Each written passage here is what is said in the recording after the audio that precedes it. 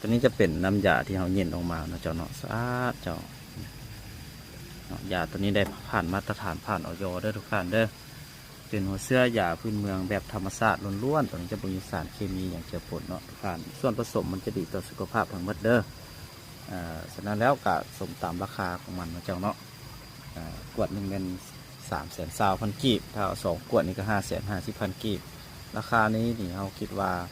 กับผู้ที่เหมาะสมเจ้าถ้าว่าผู้ที่รู้สรรพคุณของมันเนาะหุ้งที่แหล่งผลิตหรือว่าหุ้งสรรพคุณที่ส่วนผสมทุกอย่างมาเจ้าเนาะมันเป็นส่วนผสมที่เราเฮ็ดพิถีพิถันตัวนี้เจ้าฉะนั้นเป็นสูตรที่ว่าแตกต่างเลยเด้อถ้าหากว่าท่านใดเป็นความดันไขมันเจ้าตอบโจทย์ที่สุดแล้วตัวนี้เนาะหายากว่าสิตีมียาดีแบบนี้นะเจ้าเนาะ